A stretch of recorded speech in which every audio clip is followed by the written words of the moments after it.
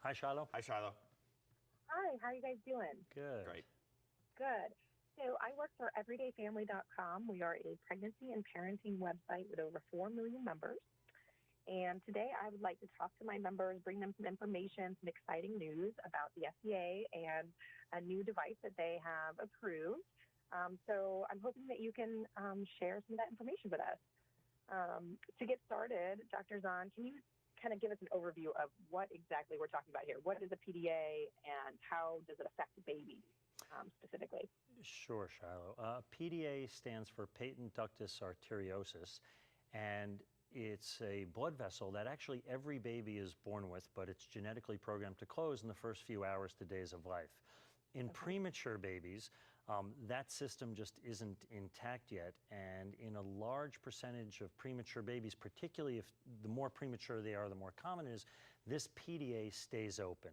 And if you take a look at this heart model, it's represented by this white structure here, and the PDA connects the aorta to the pulmonary artery, or our two separate circulations are now connected as one. And the end result of that is that too much blood that's supposed to be going to our body gets stolen away to the lungs. So the lungs, and these already fragile, underdeveloped lungs, are now flooded with blood, and some of that blood was supposed to go to vital organs like the brain, the intestines, and those organs can suffer end organ damage because of that. So it's really quite a big problem in selected premature babies, and not an insignificant number. Absolutely. It sounds like, is it a fatal condition if not addressed?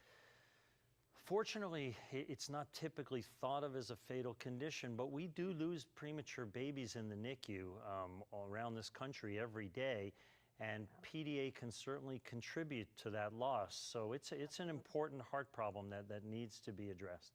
Absolutely. So what are the symptoms? How would you diagnose a child? How would you know that they have this problem? Well, in the neonatal intensive care unit, the neonatologists are well versed in this. They're very attuned to this, and typically if they hear a heart murmur after the first few days of life, they'll order an echocardiogram, an ultrasound, and this is easy to spot on ultrasound. Some of the symptoms may be that the babies are having difficulty breathing, maybe they needed to go on the ventilator, maybe they're having problems with their bowel or their brain, and all of these things can tip off the neonatologist, and they can get the diagnosis simply with an echocardiogram. Okay.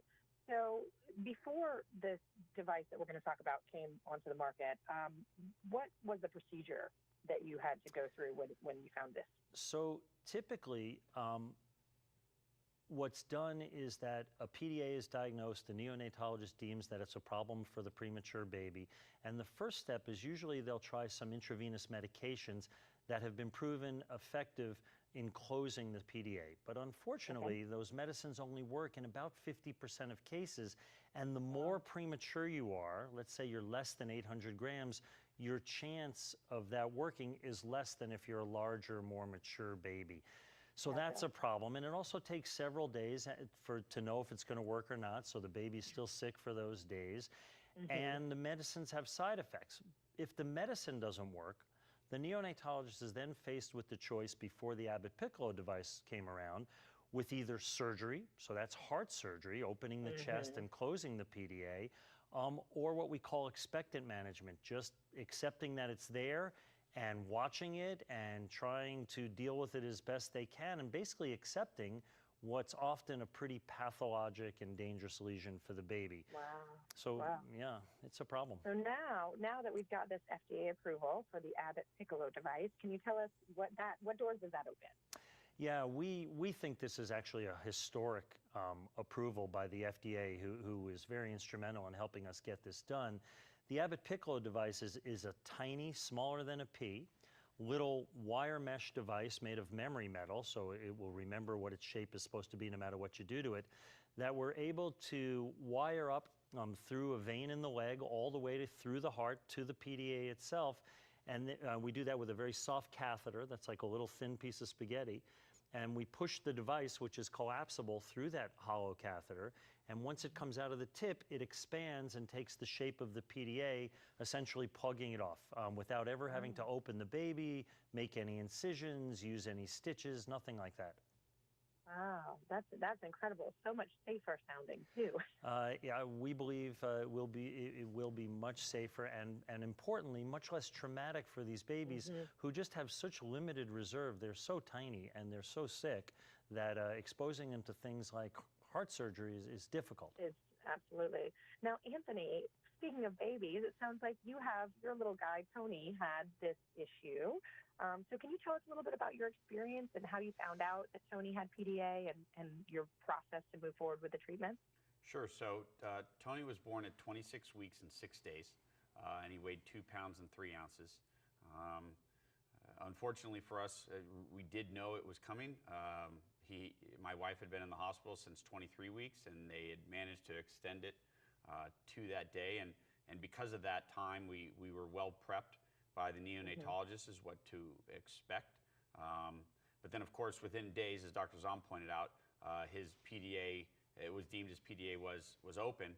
And unfortunately for us, those subsequent weeks after that diagnosis, it was starting to affect his intestines, and Tony was looking at a very very dangerous side effect called neck, which a lot of the premature babies don't survive from.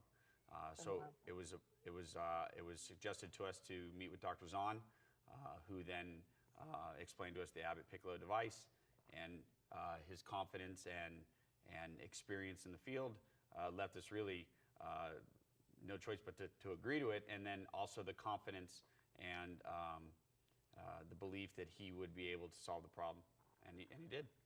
Absolutely. So he solved the problem. That's wonderful. How is Tony doing today? He's doing great. He's 3.5 years old. He is out running like a wild gazelle, and he's wearing me and my wife out, and we get to see Dr. Zahn as strictly friends now.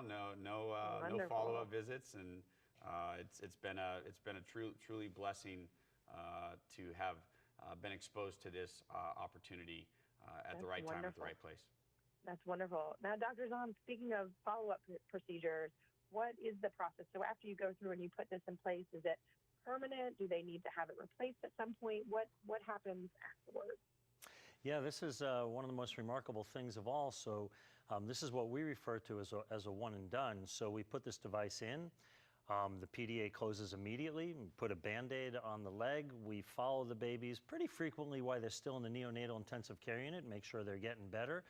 Once they're discharged home, though, we see them once or twice. We do a final check-in at 6 months. If everything checks out, we are done. They just need routine pediatric care, no cardiology follow-up. This device gets embedded in your body. It will never need to be replaced or taken out. And basically, we expect these kids to live a perfectly normal life with no special care. Wow, that is just wonderful. Yeah. Oh my gosh, Anthony, I'm sure you're just so grateful. I can imagine that your life for your son would have been a very different outcome had you not had this opportunity. Absolutely. Oh, it's wonderful. So where can our viewers go to learn more about this? You know, premature babies, it's what did it say, 60,000 premature babies every year? Is that right? Yes, wow. that's it right. affects a lot of people. And this, it says 1 in 5 can have this problem. So we definitely want to get this information out to our members. You know, you don't always know in advance that you're going to have a premature baby. Sometimes it happens out of the blue. Well, that's right, Shiloh. And being that this approval is so new and this technology is actually so new, even the medical community is still, we're sort of spreading the word. Really? So one place families can go is, depending on where you live, we have sites implanting right now all across the country. We're in Los Angeles, and on the West Coast we have Seattle as well, and in the middle of the country, St. Louis is implanting, Columbus, Ohio, Detroit, and more east we have Memphis, sites in Memphis, Orlando, and Philadelphia, and there'll be more and more hospitals that we're training to do this. But for a complete, sort of listing and also to get more information, families can go to abbottpiccolo.com and get in touch with one of us or get more information at the website. Wow, that's wonderful. We will definitely be sharing this with our members, and as far as we can, because this just sounds great. I love this story. I love talking to you and hearing this feel-good story. 3.5-year-old little boy running around. I love it. It's pretty great. Thank you both so much for sharing this information and your stories and your lives with us. I appreciate it. Great. Thank you. Thank you. Thank you. Have a great day. You too. You too. Bye-bye.